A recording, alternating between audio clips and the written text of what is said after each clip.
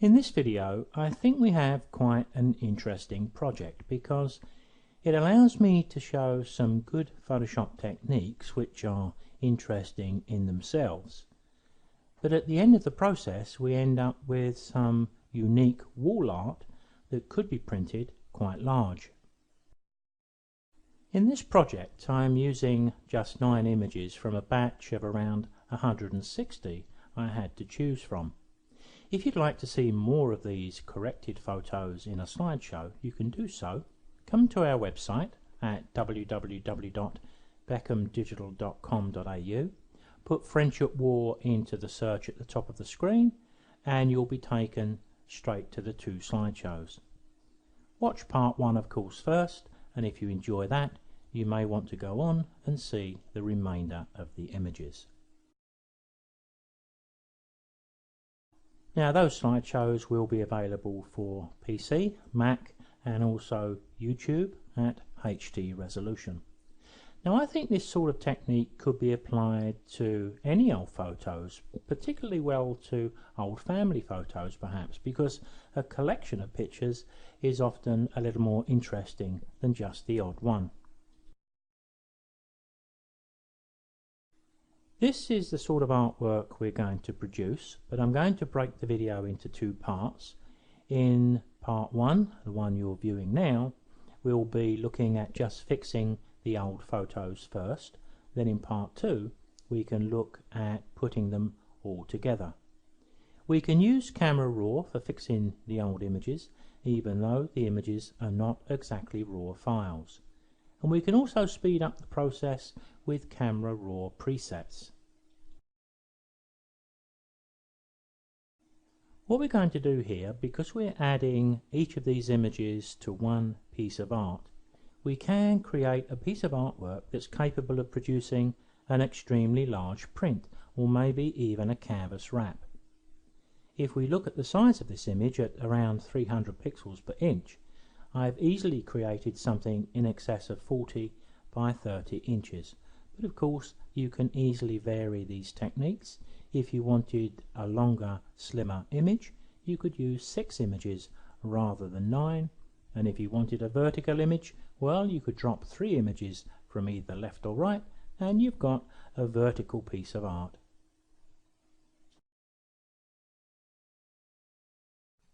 As we make a start on the renovation of these 9 images, as we glance around all of the thumbnails, we can see that they're all pretty much the same density.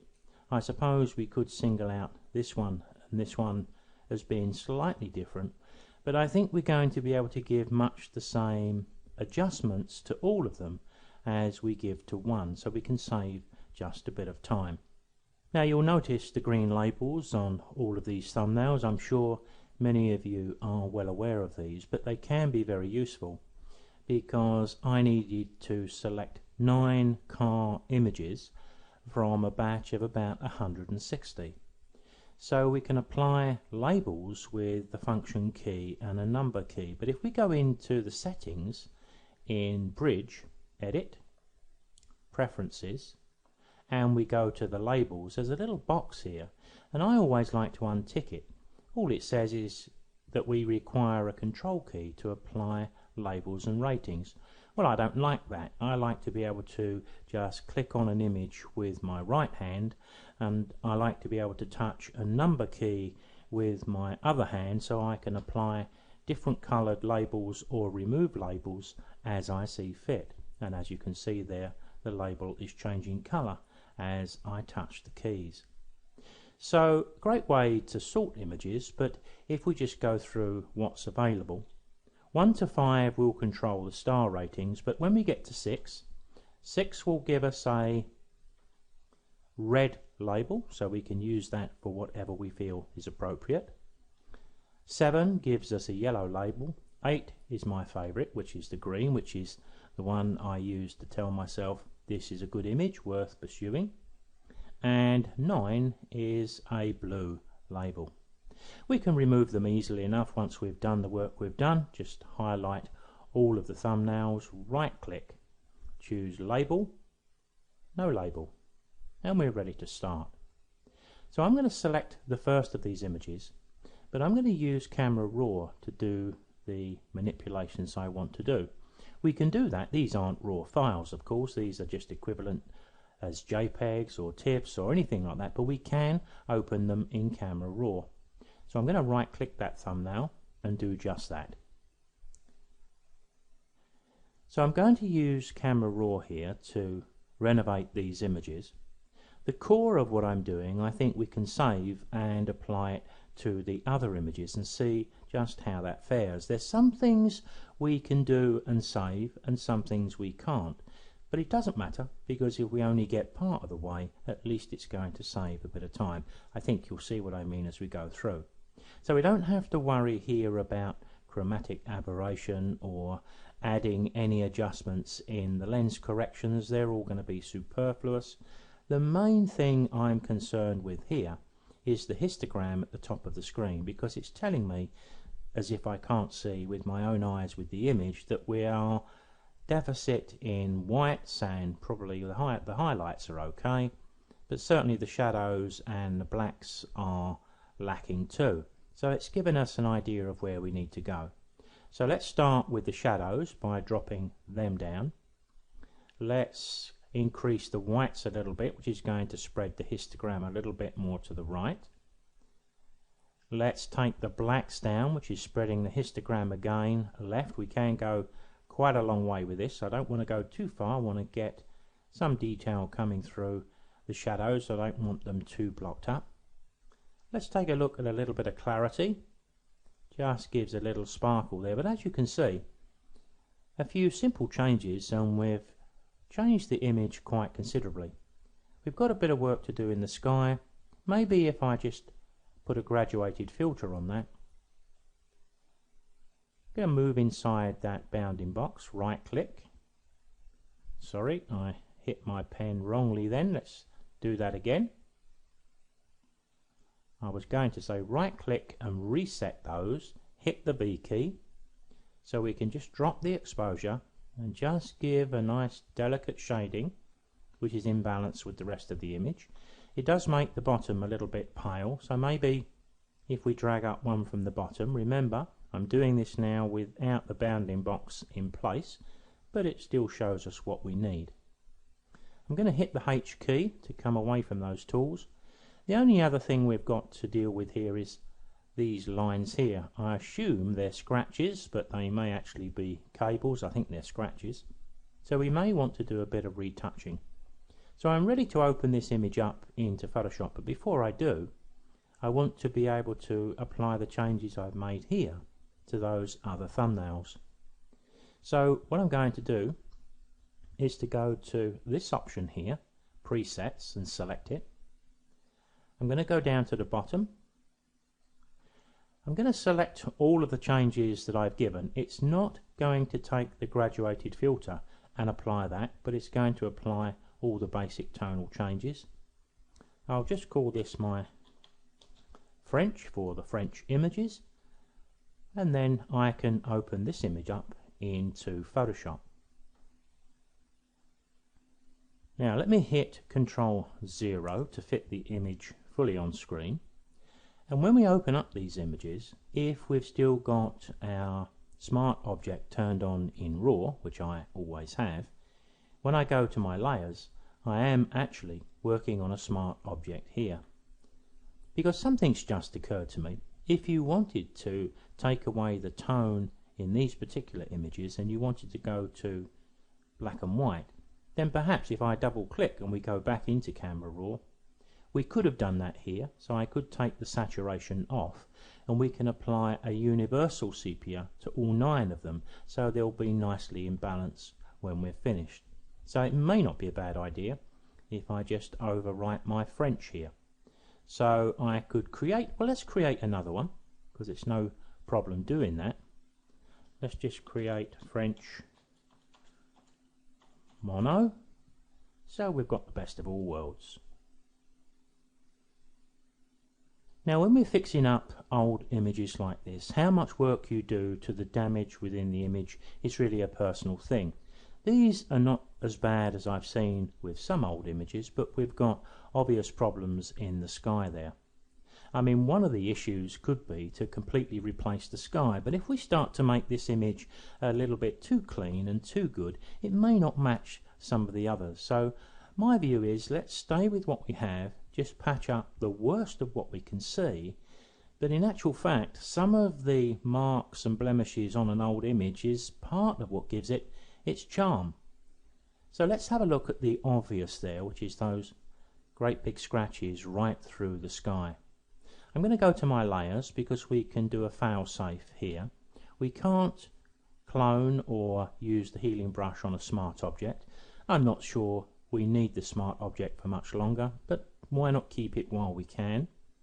But if we put a new blank layer above the car image, when I pick up things like my spot healing brush, as long as I make sure I sample all layers, what it will do is it will sample the layer containing the pixels but paint them on the new layer, so no risk. So I'm going to make my brush a little bit bigger so it covers all of that area. Maybe it needs to be a little bit bigger there. And I'm just going to click at the start, hold my shift key, click at the end, put my fingers crossed. Oh, it didn't do such a wonderful job, did it? Let's hit Control Z to undo that. And I'll switch to the healing brush. And I'll do the same thing. The only difference with the healing brush is we have to take a clone source, so Alt click. And I'll do the same with the shift key and paint right to the top. And there's a really good example where one of the tools didn't work wonderfully well and the next one worked pretty near perfectly. The only thing we need to do with this image is a bit of spotting. How much spotting we do, as I've said a few moments ago, I think is up to the individual. I think I would pick up my spot healing brush and I would get a smallish brush to cover the marks I want to cover, and I would do the very worst, but I wouldn't worry too much on every speck because I could be here for a month trying to repair these, and if I was going to do that, then I'd probably replace the sky. But you can see the sort of thing, it's very, very quick, just takes a little bit of time, and I don't think you need to watch me do all of this. I'm just going to go over the image, tidy it up just a little bit, and I'll be back when I'm done.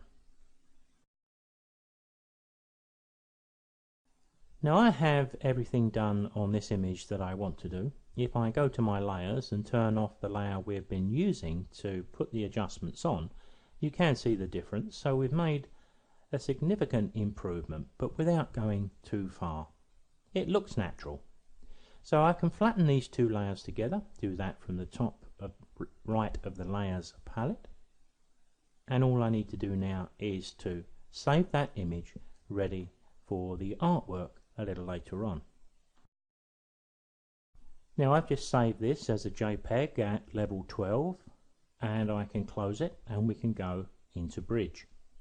Now as soon as we do, we see now we've got an extra picture. Of course, we've got the black and white conversion of this one here.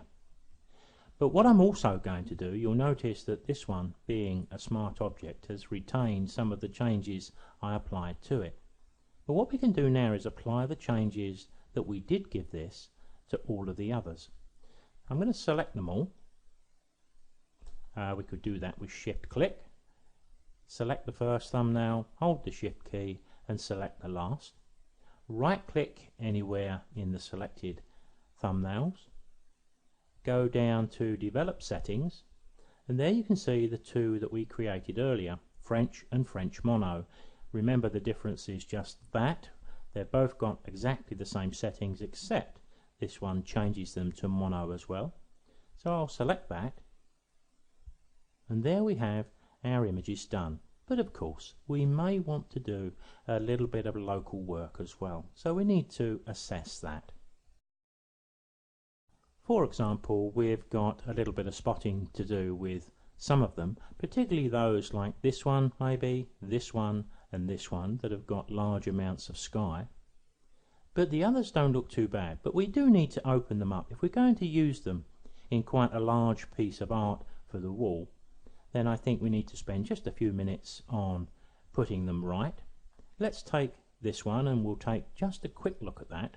Right click, open in Camera Raw, and there you can see it does require, I think the tones I could accept all over, but I think I want a little more in the sky just to give it some balance. So the same as before, I want to reset those settings, touch the V key so I can just bring them down till I get to a position where I think it looks nicely in balance. Maybe again the same as the first one, a little bit of darkness on the foreground there, but I think I'm willing to just open that up into Photoshop and do the same sort of spotting that we did with the previous image. Now as you can see here, I've got another image in Camera Raw. I've got a couple of graduated filters just to give that little bit of density top and bottom, so a very similar approach to what we've done before. But this one is going to need a little bit more spotting. Now you can do the spotting in Photoshop as I've done, but we can also do it in Camera Raw. I'm going to select my brush and I'm going to use it in its healing option here, because I find working in Camera Raw has advantages and disadvantages. It's good if we're going to be working on an image where we may find that we do some spotting in the sky, then want to change the density of the sky. Now we can do that when we're working in RAW, but if we were to do some spotting over the top of a smart object in Photoshop, as we did with the previous couple of images, then decide we wanted to change the density of the sky, of course the repairs are not going to change and they're going to stand out like a sore thumb. So if I'm going to do any spotting for a picture like this, I would tend to hit the V key to lose all of those little rings. I would zoom in a little bit and then I would just click around much the same as before. It's a little bit slower here, I find, but it's just a choice of the way you want to work, really. And we can click and drag, so if you've got streaks or scratches, you don't have to just do little touches with the brush. You can paint as well. Or, in fact, if you wanted to, you could do a combination of both. But with renovation like this, I don't think it matters a great deal, and I'm quite happy to do this in Photoshop, particularly as this one seems to be a little worse than the other one, and I've got a fair number of white spots in the dark areas. So I think with this image I would open this up and deal with those in Photoshop a little bit quicker. Now there's not a great deal more I can say about the renovation of these images, so I think I need to just continue, finish all 9, and then we can start on the artwork. But there is one thing, if you look down at the bottom right of this image, I'll just drop the size down a little bit. You can see that we're just slipping off the edge of the printed area of the paper because you're scanning a lot of images here. So this one has slipped a little bit. I could simply crop it, and I don't suppose it would make any difference to what we're about to do a little later on. But there is another option. If we just pick up our spot healing brush and we just click, shift key held, click at the other end, I'm pretty confident that it will paint that in straight away. So here's another image which I can now save.